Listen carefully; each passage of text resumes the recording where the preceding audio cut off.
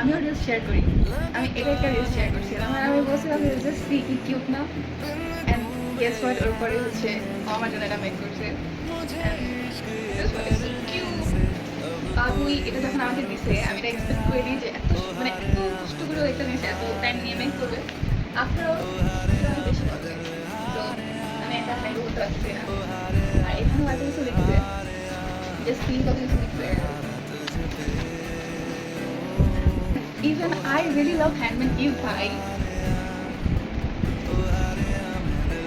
তোমরা কোথায় রিলস দাও, তোমরা টাইম পাসে রিলস দাও, রিলস মানে রিলস দেই এরকম কিছু একটু এফোর্ট দিয়ে যদি না বানাতে তাহলে কেমনে কি। অ্যান্ড হ্যাঁ, ফ্যামিলি তোমাদের যারা ক্লোজ আছেন তোমাদের এই টাইপসের কিছু হ্যান্ডমেড মেক করে দেয় নাই, আমার এই রিলসটা তাদের দাও, তাদের উপলব্ধি করে আমি একটা কথা বলতে চাই। তোমার মতো ফ্রেন্ড বা তোমার মতো মানুষ থাকা থেকে না থাকা ভালো। কি লাভ তোমার দিয়ে যে তুমি এই টাইপসের কিছু হ্যান্ডমেডই না দাও। যদি আসলে ক্লোজ হয়ে যাবো তাহলে এরকম হ্যান্ডমেড জিনিস যেই ব্যক্তি তোমার এই রিলসটা পাঠিয়েছে ওরও সেন্ড করো।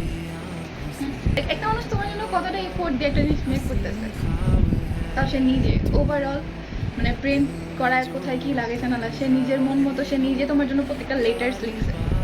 Can you imagine? অ্যাকচুয়ালি জিনিসটা কিন্তু খুবই প্রিসিয়াস।